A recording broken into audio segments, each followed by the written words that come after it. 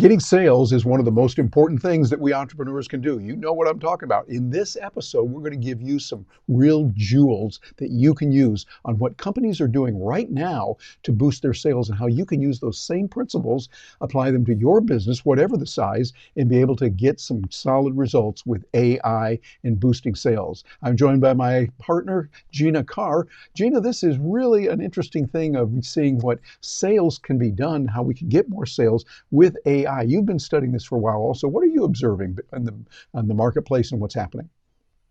Well, what's really fantastic is that the tools that big companies have been using for years are now available to the tiniest companies because they're available for free through tools like ChatGPT, Bard, and other tools that are out there. And when you know how to use these tools, you can harness analytics, you can harness AI, you can harness these things that, again, previously have been only available to the big companies, and now they're available for all size businesses, which is really exciting. Yeah, exactly. Well, what we want to do in this particular episode is to go through 8 examples of how that is. You won't be able to use all of them maybe, but you might be able to use quite a few of them and move them around. So let's take a look at that. What we're going to do is take a look at these. First of all is predictive analytics. That is number one that we see and being used by a lot of folks. You'll probably recognize Amazon. They do some studies to say, okay, at this time of the year, we see this many people buying this. They've got enough data that they've collected that so they can anticipate what they should do. This is something that you and I can do now with some of the AI tools that are out there where we start saying, okay, when are people most likely to buy our widgets or that? If you're selling Christmas trees, obviously during the Christmas season is strong, but is there any other time of the year when it might be, or are there other things that would be that we could supply that are there? So number one is predictive analytics. It helps you to anticipate when there's going to be a surge and you stock up before that, or when there's going to be less of it. So you pull back and say, okay, well, we're not going to need that quite as much, and we're going to instead take a look at what's available and how we can use this and put it in there accordingly. Gina, I think we've got another one available. What is on your mind for that? Well, the second point that I'd like to share is about personalization. So many of us have used a service like Netflix, and on Netflix, it's a great example where they personalize based on what you watched before, and not just what you started watching, but what you watched all the way through, because then they know that you really liked it. And if you watched it a couple of times, they know you loved it, and they're more likely to serve you up the next time you log in, or even as you're there on the same session, they'll keep presenting you with options of programs that they think you're going to love. And so that's one of the beautiful things about Netflix. Yes, it is. And a third area is with automated customer interaction. Domino's Pizza does that. They let their customers order with voice.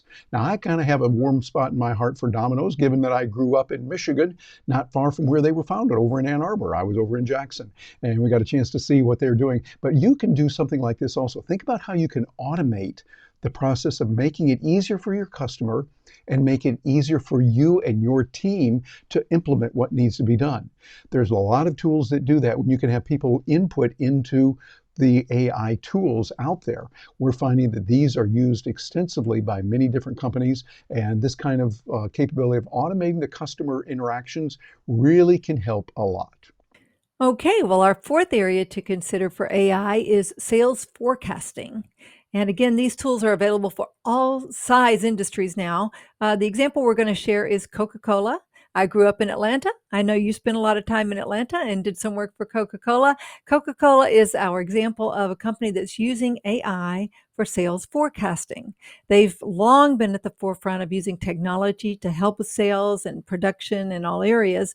But as it relates to forecasting, with this, they can forecast their wholesale sales, their retail sales, predict which products are going to be in high demand so that they can really reduce waste and help their retailers to plan for these increased sales periods and for these different products. Yeah, Jenny, I think that's a good point that all businesses could. When we start doing the sales forecasting, we know, hey, it's going to be a greater demand here. We're going to have to start doing this, or there's not as much, so they can slack off, or they can say, gee, we need to increase this. That's sales forecasting, I think, is really, really nice. And it's closely related to the fifth concept of lead scoring. That's something that we see from, well, Salesforce. They have their component, their AI companion called Einstein. And what it does is it takes a look at scoring these services so that you're focusing your efforts where there's most likely to be a sale. Anyone who's in sales and has been there for a while knows, hey, if someone's not ready to buy, you can't go in there and beat them over the head.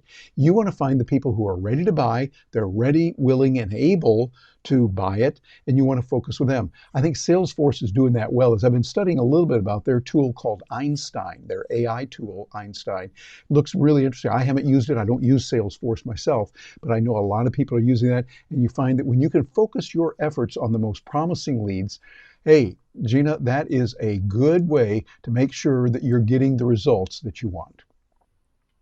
Yes, well, I've been using it with one of our clients who uses it, and it is a great tool, and it's been very effective. Do they like it? Are they pleased with what they're getting from Einstein on Salesforce?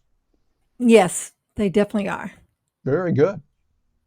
So another area that we're seeing AI being used is in the sales processes. So to have greater efficiency in the sales processes. And the example here is Zara, the fashion retailer, which has long been known for fast fashion. They've been able to take concepts from concept to produced product within a couple of weeks. So they've been at the fast fashion forefront for quite some time. And now, using AI algorithms, they're able to really predict the future trends and use this to help them with their inventory management so that they make sure they have the popular items ready to go and they reduce overproducing the items that aren't going to be as popular. So this is a really powerful tool for businesses to use. And a seventh principle is enhanced customer insights. Spotify does that very well. What they do is they are monitoring what you as a user are listening to, what you like, what you don't like, those kind of things. In a way, Gina and I see the same thing with Amazon. We're on Amazon Music, and it's nice to be able to know that they're bringing in music that is a little bit like the kind that we have listened to before. When we like we like to listen maybe some soft classical music or soft instrumental music, we'll have that, and it'll bring in other artists that will introduce us to.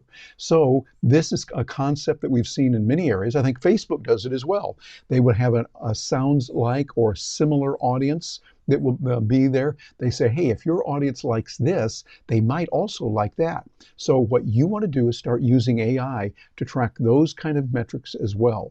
Find out the kind of things that your customers like. What preferences do they have? What do they like about this? What do they like about that? The more you can get to know your customer, the better your relationships are. Relationship marketing ties in very closely with what we're doing with AI. AI really turbocharges it. So really what you can do is you let machines take on the heavy grunt work that you got to do, all the dirty work and the things, the heavy lifting, that kind of thing, and let people focus on being more personable, more human-like with people. And this is what Spotify is doing, what Amazon is doing, and several others also. And our final principle is using real-time assistance. You know, in this world where people want what they want when they want it, they want answers immediately to their questions. And I do too. I certainly want quick answers when I have a question, especially if I'm considering buying a product and I need to know, does it have the blue widgets that I want in addition to the yellow widgets that it's really clear that they have? So I want to know about those different aspects. And Bank of America is an example of a company that is using these sorts of real-time assistance AI tools very effectively. So you're on their page, you're thinking about opening a banking account and or getting a new credit card, and you want to know, for example, I was researching recently which credit cards have the best insurance coverage for rental cars. And so I found their chat tool to be very helpful. And that's something that today, because of the ability of tools that are out there, again, even very small companies can access these automated chatbots to help in the customer service process, which can definitely increase sales. Yes, indeed. I think that we're seeing a host of these tools, these 8 tools being used by companies that might be larger than yours, but they also have principles that we can learn. And so start looking at tools like this that you can tap into so that you're able to have an AI bot helping you out on that. And really, that's what AI is about. It's making life easier for humans.